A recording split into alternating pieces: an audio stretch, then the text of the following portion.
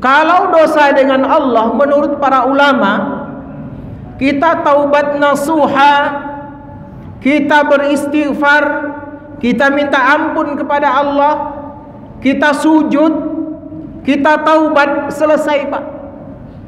Karena Allah meletakkan dirinya sebagai innallaha ghafurur rahim, innahu kana tawwaba. Mudah dengan Allah itu. Bahkan kalau ada orang yang datang bertaubat, kata Allah, berjalan dia menghadapku, aku berlari menyambutnya. Mendekat dia kepadaku satu jengkal, aku mendekat kepadanya satu hasta. Itu kalau dosa dengan Allah Subhanahu wa ta'ala. Tapi tak begitu kalau dosa antar sesama manusia. Berat Pak. Maka dalam konsep taubat dari dosa manusia itu, Nabi, para ulama menambah satu poin lagi. Apa poinnya? Falyastahlilhu. Jadi ada kata Nabi itu yang bermakna mintalah untuk dihalalkan, mintalah untuk direlakan, mintalah untuk dimaafkan. Sebab kalau kalian tak minta maaf, kata Nabi, kalau tak minta dihalalkan, kata Nabi, perkara ini akan terus berlanjut nanti di alam barzakh, sampai nanti di padang mahsyar, sampai nanti terjadi tuntut menuntut di hadapan Allah Subhanahu wa ta'ala. Itu berarti.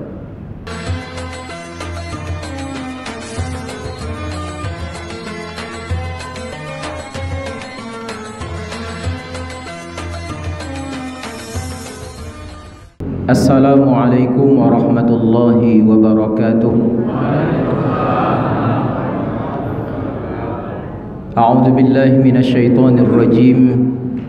Bismillahirrahmanirrahim. Alhamdulillahilladzi allafa baina qulubina fa asbahna bi ni'matihi ikhwana. Asyhadu an la ilaha illallah wahdahu la syarika lah. Wa ashhadu anna Muhammadan abduhu wa rasuluhu la nabiyya ba'dah. Subhanaka la ilma lana illa ma 'allamtana innaka antal alimul hakim.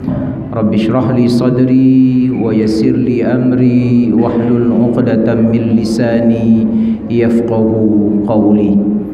Yang sama-sama kita hormati Ketua Umum Masjid Paripurna Baitus Salam, yang kita hormati imam besar kita, yang saya hormati Ustadz Protokol, yang kita hormati para calon jamaah haji dari jamaah Masjid Baitus Salam, yang saya hormati bapak-bapak serta ibu-ibu para jamaah yang hadir pada malam hari ini. Mudah-mudahan kita semua senantiasa dicintai dan dimuliakan oleh Allah Subhanahu wa ta'ala. Amin ya rabbal alamin. Pertama sekali mari kita bersyukur kepada Allah Subhanahu wa ta'ala. Pada Ahad malam Senin ini kita dikumpulkan Allah di masjid yang mulia ini untuk melaksanakan acara halal bil halal, sekaligus melepaskan keberangkatan 4 orang calon jamaah haji dari lingkungan masjid kita ini. Maka layak kita mengucapkan kalimat alhamdulillahi rabbil alamin, karena kehadiran kita semuanya adalah atas izin, atas rahmat, atas nikmat dan karunia dari Allah Subhanahu wa ta'ala. Mudah-mudahan kehadiran kita pada malam hari ini akan bernilai ibadah, kemudian kita saling halal menghalalkan, saling maaf memaafkan, saling rela merelakan, dan mudah-mudahan tausiah singkat ini akan menjadi ilmu yang bermanfaat untuk kehidupan kita di masa yang akan datang. Salawat dan salam mari kita sampaikan dan kita haturkan buat Nabi yang kita muliakan, Nabi Muhammad sallallahu alaihi wasallam, dengan ucapan Allahumma salli ala sayyidina Muhammad wa ala ali sayyidina Muhammad. Assalamu alayka ya Rasulullah. Semoga kita senantiasa mencintai Rasulullah, memuliakan beliau, menjadikan beliau sebagai suri tauladan kita, dan kita kirimkan salawat dan salam terbaik kita setiap hari untuk beliau, karena kita berharap mudah-mudahan di hari akhirat yang akan datang akan mendapatkan syafaat, mendapatkan pertolongan dan bantuan dari Rasulullah sallallahu alaihi wasallam. Bapak Ibu kaum muslimin dan muslimat, para jamaah yang saya hormati, terus terang mungkin sudah 12 tahun saya tak kesini, Pak. Udah lama lah, Pak. Nggak tahu saya apa pasalnya, wallahu alam. Yang tahu tuh Pak Asri, Mas Yono, Pak Hashim, itu yang tahu tuh. Saya nggak tahu apa masalahnya. Alhamdulillah beberapa hari yang lalu masuk WA ke HP saya, Ustadz diminta untuk ceramah halal bihalal di Masjid Baitus Salam. Maka saya berpatokan seperti pepatah Melayu, pucuk dicinta pun tiba. Alhamdulillah, inilah yang membuat saya datang ke sini. Kadang-kadang saya masuk juga, Pak, sholat zuhur, kadang-kadang sholat asar. Tapi kalau untuk yang resmi-resmi seperti ini, ya inilah kali pertama mungkin dari sekian puluh tahun yang lalu. Bapak Ibu sekalian yang saya hormati, tadi Pak Ketua menyinggung ya tentang suara saya tadi. Saya kembali tadi, apa kata beliau? Masya Allah, Ustaz, tidak luntur katanya. Ya, itu sisa-sisanya kayak gitu katanya kan. Maka saya balikkan ke Pak Ketua. Pak Ketua, gantengnya Bapak itu juga tidak luntur sih. Iya, tidak ada perubahannya. Kalau saya mungkin di suara, tapi kalau di Pak Ketua mungkin di wajahnya. Sudah wajah yang ke-58 nih, tapi rasanya seperti rasa 38. Bilo pulo memuji Pak Ketua namanya. Bapak Ibu kaum muslimin dan muslimat yang saya hormati, karena sesudah ini kita punya acara pokok, acara utama, yaitu makan malam bersama. Saya tentu tak akan lama-lama, Pak. Sebab nanti kalau lama-lama pasti nanti satu, nasi sudah mulai dingin, kuahnya bisa basi, hati bapak dan ibu dongkol dengan saya. Maka judul ceramah kita malam hari ini, ikan sepat ikan gabus, makin cepat makin bagus. Insyaallah 1,5 jam cuma Bapak Ibu sekalian. Nah, 20 menit lah ya. Bapak Ibu yang saya hormati, yang dirahmati Allah Subhanahu wa taala. Mengapa kita berhalal bihalal? Ini satu pertanyaan ini. Mengapa kita berhalal? Mengapa kita harus saling rela merelakan? Mengapa kita harus banyak meminta maaf dan memberi maaf? Itu jadi pertanyaan yang harus ada pada fikiran kita masing-masing, Bapak Ibu sekalian. Karena ternyata penyebabnya mengapa kita disuruh saling rela merelakan, halal menghalalkan, maaf memaafkan, karena dari dua dosa yang terjadi dari diri kita, baik dalam rangka hablum minallah maupun hablum minan nas, ternyata yang paling berat itu adalah dosa antar sesama manusia. Inilah penyebabnya Bapak Ibu sekalian. Kalau dosa dengan Allah, menurut para ulama, kita taubat nasuha, kita beristighfar, kita minta ampun kepada Allah, kita sujud, kita taubat, selesai Pak. Karena Allah meletakkan dirinya sebagai innallaha ghafurur rahim, innahu kana tawwaba. Mudah dengan Allah itu. Bahkan kalau ada orang yang datang bertaubat, kata Allah, berjalan dia menghadapku, aku berlari menyambutnya. Mendekat dia kepadaku satu jengkal, aku mendekat kepadanya satu hasta. Itu kalau dosa dengan Allah Subhanahu wa ta'ala. Tapi tak begitu kalau dosa antar sesama manusia. Berat, Pak. Maka dalam konsep taubat dari dosa manusia itu, Nabi, para ulama menambah satu poin lagi. Apa poinnya? Falyastahlilhu. Jadi ada kata Nabi itu yang bermakna mintalah untuk dihalalkan, mintalah untuk direlakan, mintalah untuk dimaafkan. Sebab kalau kalian tak minta maaf, kata Nabi, kalau tak minta dihalalkan, kata Nabi, perkara ini akan terus berlanjut nanti di alam barzakh, sampai nanti di padang mahsyar, sampai nanti terjadi tuntut menuntut di hadapan Allah Subhanahu wa ta'ala. Itu berarti. Dan ternyata yang takut itu Bapak Ibu termasuk Nabi, Pak. Nabi begitu takut apabila ada dosa antar sesama manusia. Padahal Nabi kita itu sudah dijamin masuk surga, tapi Nabi merasa khawatir, andaikan tidak selesai urusanku dengan sesama manusia.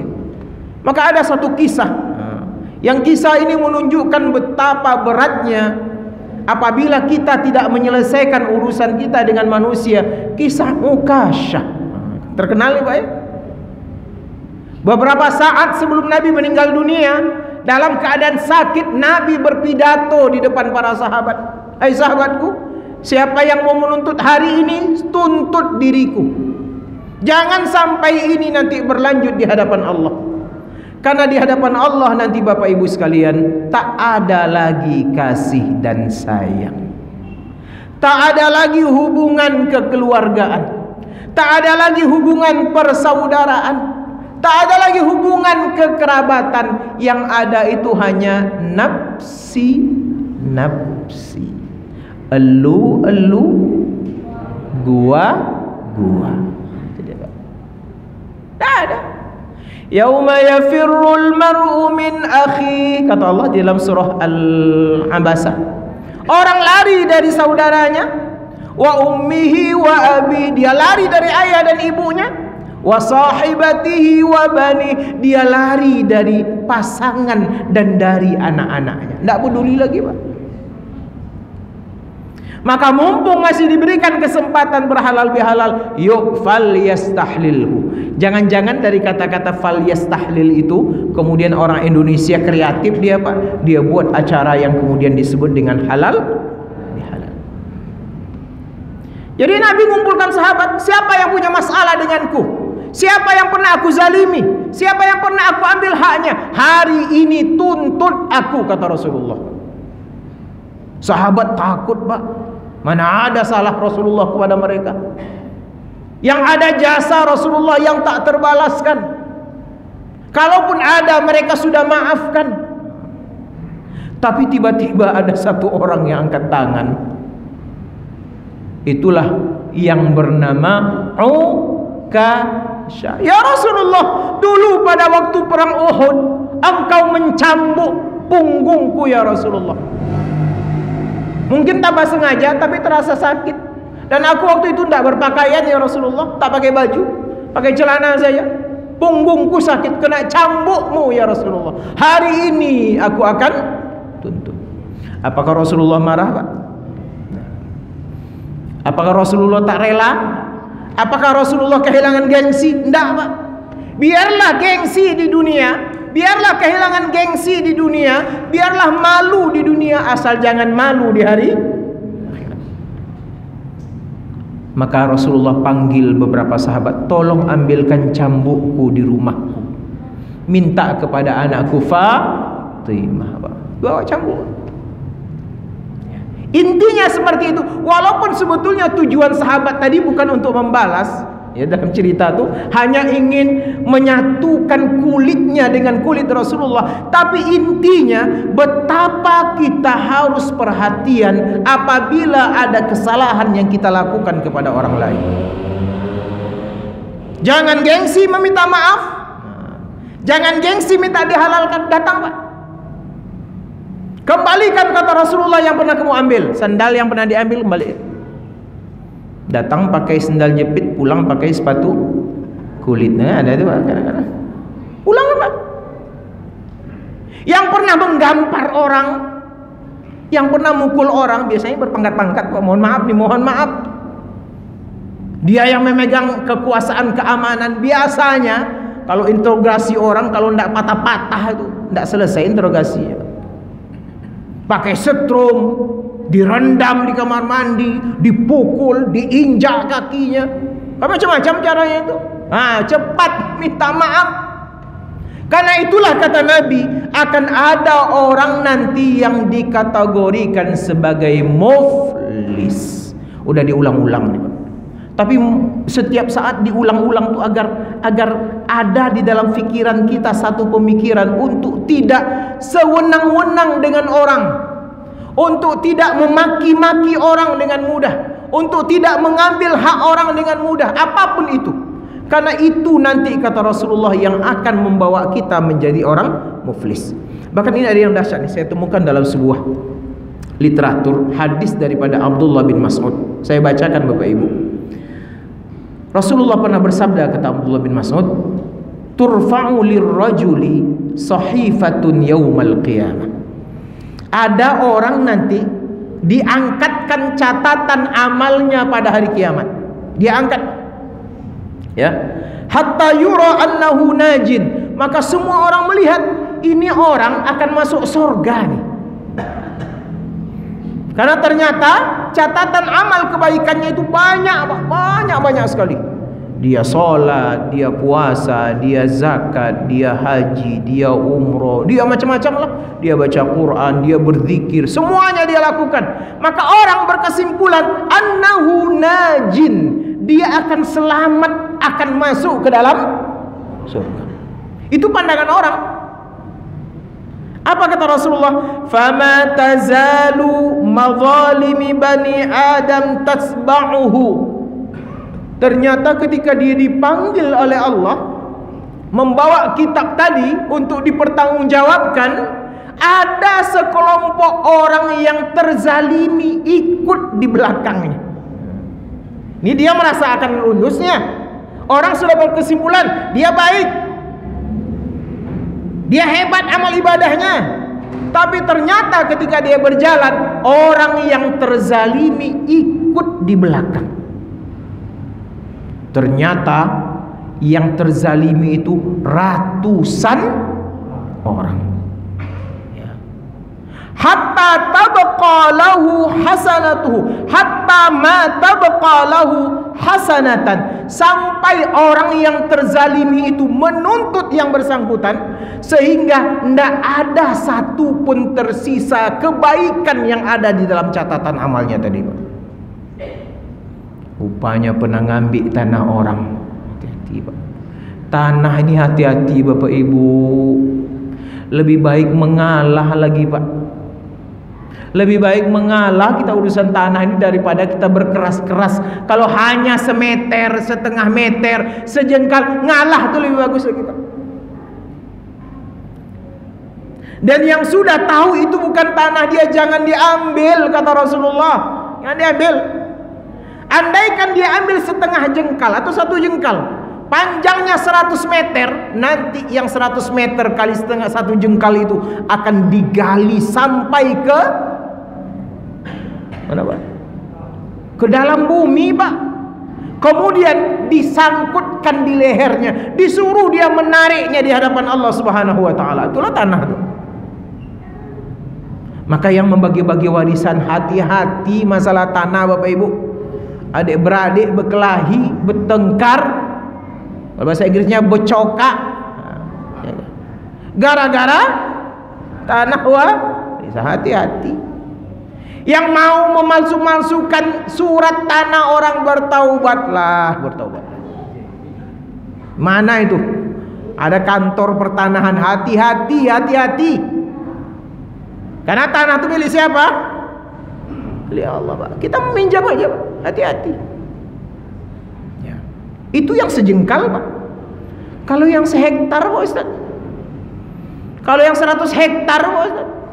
Kalau yang sampai disita oleh negara 47.000 hektar. Apa ceritanya, Pak? DLC Torus, Pak. Ya ambil, Pak, sama negara. 47.000 hektar, Pak. Kita sehektar udah payah, Pak. Paling-paling tanah kita sekarang ini 1x2 tanah kuburan di samping. Itu pun udah penuh, Pak ya. Kalau penuh di sini di mana nanti, Pak? Kalau Pak apa tadi minta di Mekah dia. Nggak usah kita aminkan lah, Pak ya. Balik ke sini sehat walafiat ya, Pak. Masya Allah. Nah, tidak ada yang tersisa dari kebaikannya, kata Rasulullah. Yang ada itu apa? Wa yuzadu alaihi min sayyiatihim. Yang ada itu habis kebaikannya, kemudian ditambahkan ke dalam tempat kebaikan tadi berupa dosa-dosa orang yang menuntut untuk diselesaikan permasalahannya di hadapan Allah Subhanahu wa ta'ala. Kenapa diselesaikan di hadapan Allah, Bapak Ibu? Karena Allah Maha Adil, Pak. Kalau di dunia ini ya ada sih yang adil, hakim-hakim tuh, tapi banyak anda adil lagi, ya kan? Ada hakim yang memutuskan korupsi, sebelum dia putuskan ditangkap sama KPK gara-gara korupsi. Lucu, Pak ya? Dia mau memutuskan hukuman korupsinya, ada terdakwanya, tinggal baca keputusan. Beberapa hari sebelum itu ditangkap dia gara-gara korupsi. Itulah hakim kita tuh, Pak. Maka muncul KUHP, kasih uang habis perkara. Maka kalau bisa disarankan kepada kita sekalian, jangan masuk dua tempat kalau bisa, Pak. Satu, jangan masuk kantor polisi. Yang kedua, jangan masuk rumah sakit. Jangan usah masuk. Kalau bisa enggak usah lah. Kalau masuk kantor polisi nanti itu kejaksaan nanti pengadilan. Nah, itu lah. Habis kita, Bapak Ibu. Tidak berjumpa kita. Tapi apakah kita pesimis? Tidak, kata Allah. Allah katakan dalam surah At-Tin, alaihissallahu biahkamil. Tidak selesai di dunia. Ada dulu orang memaki kita, ada orang melarikan uang kita, ada yang mencuri duit kita, ada yang masuk ke rumah kita tengah malam, ada yang menzalimi kita. Tidak selesai di dunia. Masih harus kita optimis, Pak. Nanti akan kita tuntut di hadapan Allah Subhanahu. Bapak Ibu sekalian yang dirahmati Allah Subhanahu wa taala, oleh sebab itu melalui acara halal bihalal ini harus muncul kesadaran dalam hidup kita ini. Jangan mudah berbuat dosa kepada sesama manusia. Jangan, Pak. Yang ada itu kalau bisa kita ingin mendapatkan dari orang pahala, Pak. Jadi kalau kita jumpa dengan orang, konsep pertama itu jangan pernah buat dosa dengan dia. Yang ada itu jadikan dia sebagai ladang untuk mendapatkan pahala yang sebanyak-banyaknya. Berapa kita jumpa orang setiap hari, Pak? Hari ini aja berapa saya jumpa, Bapak? Saya salam-salaman tadi, Pak. Itu ada pahalanya, Pak. Bapak-bapak senyum dengan saya, ibu-ibu senyum dengan saya, ada pahalanya. Maka hilangkan konsep itu. Jangan ada dosa dengan orang, tapi jadikan orang sebagai ladang untuk mendapatkan pahala. Karena kita butuh pahala, Pak. Ya. Kita butuh amal saleh. Karena itu yang akan ditimbang oleh Allah Subhanahu wa taala. Fa amma man thaqulat mawazinuhu fahuwa fi 'aisyatir radiyah. Berat timbangan amal pahala kita, hidup kita bahagia. Kalau ringan timbangan amal kebaikan kita, fa ummuhu hawiyah, tempat kembalinya adalah neraka hawiyah. Maka agama kita menyuruh kita, ini loh konsep berbuat baik dengan orang.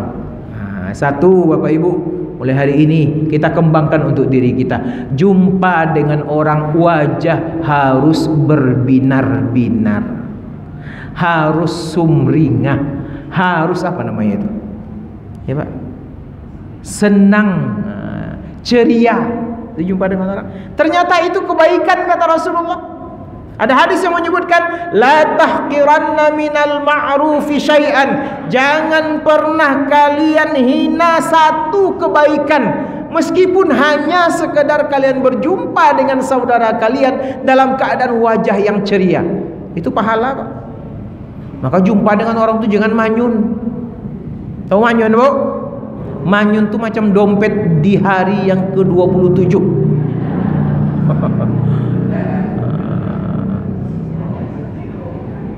Nah, ada isinya, tebal dia Pak, tebal kartu pramiskin, kartu Indonesia Sabar, kartu hutang, kartu banyak. Jangan manyun dengan orang. Kita disuruh ramah. Itu yang pertama, ramah dengan orang. Yang kedua, Nabi katakan senyum dengan orang. Senyum inilah sedekah tanpa modal Pak. Ya kan? Sedekah tanpa modal duit maksudnya, itu senyuman, sedekah. Tapi senyumnya harus simetris Pak. Kalau miring, atas satu, bawah satu, itu hati-hati itu Pak. Nah, itu lain Pak ya, hati-hati. Simetris, mesti sama tinggi tepi bibir kanan dengan tepi bibir kiri. Senyum. Tabassumuka fi wajhi akhika sadaqah. Kamu senyum kepada saudaramu, kata Nabi, sedekah. Tapi letakkan pada tempatnya Pak ya. Saya jumpa Pak Hashim senyum, Masya Allah. Tapi kalau jumpa celengan senyum dia Pak, tidak guna dia Pak. Jumpa celengan Tuan, senyum dia, tidak bermakna senyum kita itu. Karena celengan tidak butuh senyuman. Pak Haji ya, celengan itu butuh duit Pak. Jangan salah meletakkan ya Pak ya. Ini dapat celengan senyum. Ngapa senyum Bapak terus nih? Senyum kan sedekah katanya. Kepala bapaknya. Senyum itu sedekah untuk orang. Kalau celengan sedekahnya adalah itu yang kedua. Yang ketiga, salam. Ucapkan salam Pak. Jumpa orang salam, Nabi memberikan arahan, salamlah kepada orang yang engkau kenal dan kepada orang yang tak engkau kenal.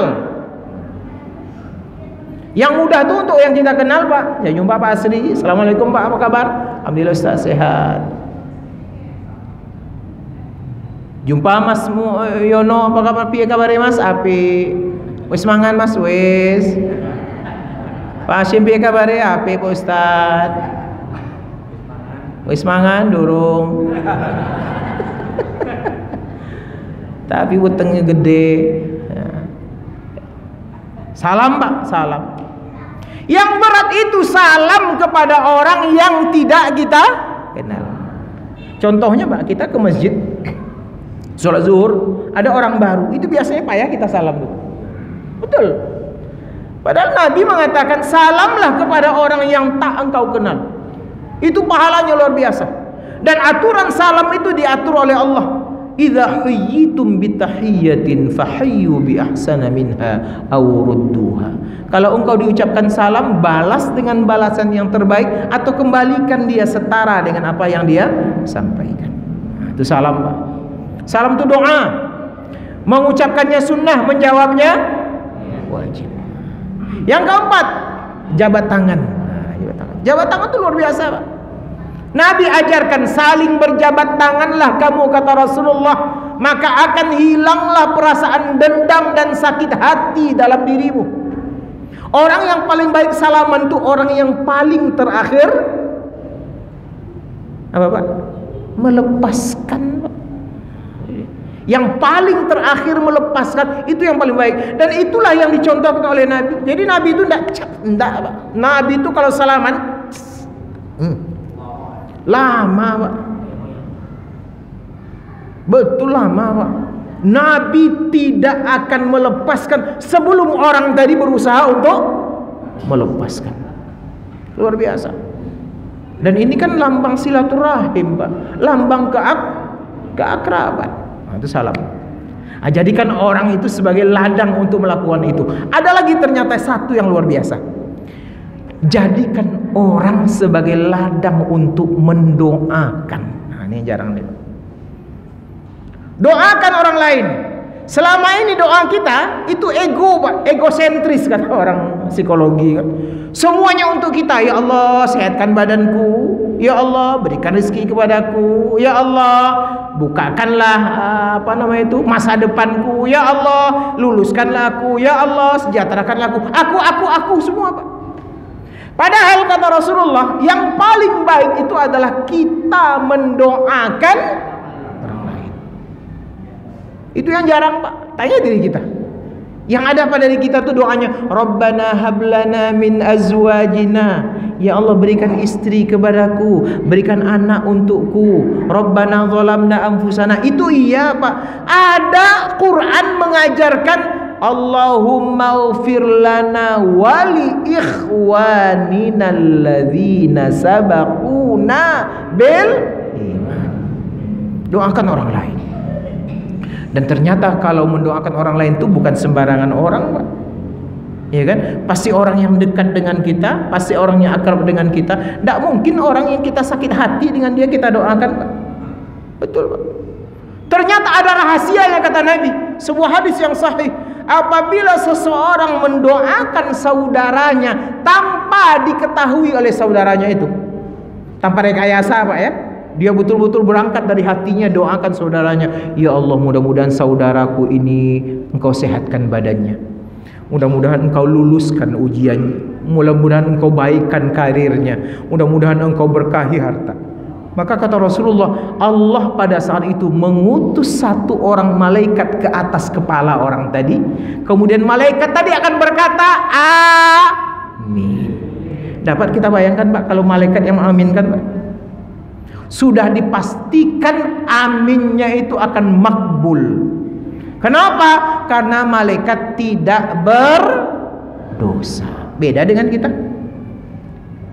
Anna yustajabulah, kata Rasulullah. Gimana kita mau dikabulkan? Yang kita makan haram, yang kita minum haram, yang kita pakai haram, sendal kita yang kita pakai pun haram. Anna yustajabulah. Gimana mau dikabulkan Allah?